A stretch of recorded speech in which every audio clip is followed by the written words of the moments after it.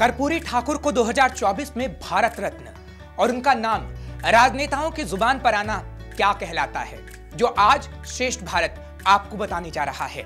नमस्कार, मैं हूं हर्ष भारद्वाज, आप देख रहे हैं श्रेष्ठ भारत। कर्पूरी ठाकुर एक ऐसा नाम जो बिहार में काफी अहमियत रखता है। आज 24 तारीख है और आज ही बिहार के पूर्व मुख्यमंत्री कर्पूरी ठाकुर की 100वीं जयंती है और राष्ट्रपति द्रौपदी मुर्मू ने उनकी 100वीं जयंती से ठीक एक दिन पहले 23 जनवरी को यह घोषणा कर दी कि कर्पूरी ठाकुर को मरणोपरांत भारत रत्न दिया जाएगा, जिसके बाद बिहार के हर राजनेता की जुबान पर कर्पूरी ठाकुर का ही नाम है। लेकिन अब आप सोच रहे होंगे कि कर्पूरी ठाकुर है कौन और बिहार की राजनीति में वो इतने अहम क्यों हैं? क्योंकि जिस हजाम समाज से वो आते हैं वो बिहार में सिर्फ 2% ही हैं, यानी 2% से ज्यादा उनकी संख्या नहीं है। फिर आखिर क्यों तमाम राजनेता अपने आप को उनका करीबी बताते हैं, जिसके बारे में आज हम आपको बताएंगे। दरअसल कर्पूरी ठाकुर 2 बार बिहार के मुख्यमंत्री और 1 बार डिप्टी सीएम रह चुके हैं। वो पिछड़े वर्गों के हितों की वकालत करने के लिए जाने जाते हैं। कर्पूरी ठाकुर की पहचान अति पिछड़ा वर्ग के बड़े नेता की बनी हुई है। छोटी छोटी आबादी वाली विभिन्न जातियों के समूह अति पिछड़ा वर्ग में 100 से ज्यादा जातियां शामिल हैं। इनमें भले अकेले कोई जाति चुनावी गणित के लिहाज से महत्वपूर्ण नहीं हो, लेकिन सामूहिक तौर पर ये 29% का वोट बैंक बनाती हैं। इसलिए सभी राजनेताओं की जुबान पर कर्पूरी ठाकुर का नाम हमेशा रहता है। दरअसल कर्पूरी ठाकुर ने जिस तरह की छाप बिहार के समाज पर छोड़ी है, वैसा दूसरा उदाहरण नहीं दिखता।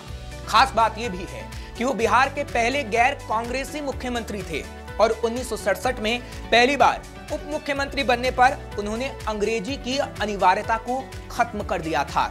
इसके चलते उनकी आलोचना भी खूब हुई, लेकिन हकीकत यह है कि उन्होंने शिक्षा को आम लोगों तक पहुंचा दिया था।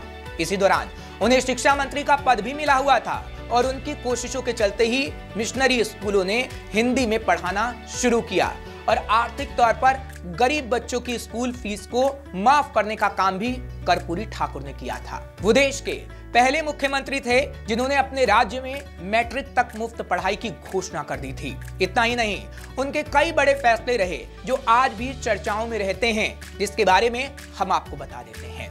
देश में पहली बार कर्पूरी ठाकुर ने ही ओबीसी आरक्षण दिया था।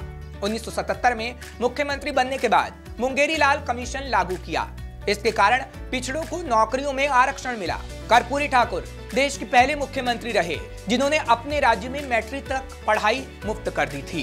बिहार में उर्दू को दूसरी राजकीय भाषा का दर्जा दिया था। 1967 में पहली बार उप मुख्यमंत्री बनने पर अंग्रेजी की अनिवार्यता को खत्म कर दिया था। गैर लाभकारी जमीन पर मालगुजारी टैक्स को बंद कर दिया था। मुख्यमंत्री बनते ही कर्पूरी ठाकुर ने 4th क्लास वर्कर पर लिफ्ट का यूज न करने पर रोक हटाई थी।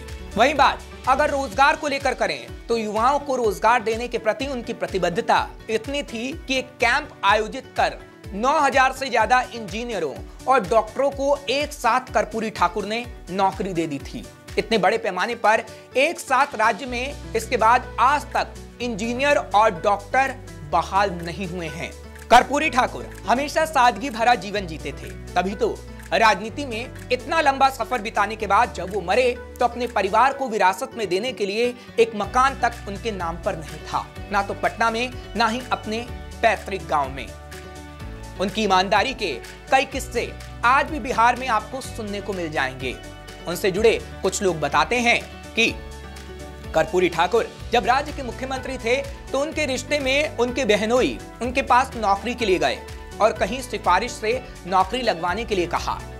उनकी बात सुनकर कर्पूरी ठाकुर गंभीर हो गए। उसके बाद अपनी जेब से 50 रुपए निकालकर उन्हें दिए और कहा, जाइए उस तरह खरीद लीजिए और अपना पुश्तैनी धंधा आरंभ करिए। यानी उनकी ईमानदारी जैसी किसी राजनेता में आज तक ईमानदारी देखने को नहीं मिली है। तभी तो कर्पूरी ठाकुर को बिहार के सामाजिक न्याय का मसीहा माना जाता है।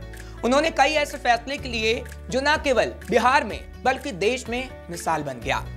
देश में सबसे पहले उन्होंने पिछड़ा वर्ग को आरक्षण दिया। इतना ही नहीं, देश में सबसे पहले महिलाओं और आर्थिक रूप से कमजोर सवर्णों को आरक्षण देने का श्रेय भी कर्पूरी ठाकुर को जाता है। हालांकि बाद में उनके फैसले को समाप्त कर दिया गया था। फिलहाल ये कहा जाता रहा कि बिहार के सीएम नीतीश कुमार सालों से कर्पूरी ठाकुर को भारत रत्न देने की मांग कर रहे थे। कर्पूरी ठाकुर को बिहार सरकार की तरफ से केंद्र सरकार को 2007, 2017, 2018 और 2019 में भारत रत्न के लिए अनुशंसा की गई थी, यानी उन्हें भारत रत्न देने की मांग की गई थी। 2021 में नीतीश कुमार ने कहा था कि उनकी ख्वाहिश है कि जननायक कर्पूरी ठाकुर को भारत रत्न से विभूषित किया जाए और अब 2024 में केंद्र सरकार की तरफ से इसकी घोषणा कर दी गई। फिलहाल 2024 का चुनाव नजदीक है और ऐसे में कर्पूरी ठाकुर को भारत रत्न मिल जाना कई बातों को सामने रख रहा है, क्योंकि नीतीश कुमार इस वक्त महागठबंधन का हिस्सा हैं और केंद्र में बीजेपी की सरकार है। ऐसे में कर्पूरी ठाकुर का नाम और सम्मान किसे फायदा पहुंचाएगा, ये तो आने वाला वक्त ही बता पाएगा। फिलहाल ऐसी और खबरों के लिए आप देखते रहिए श्रेष्ठ भारत।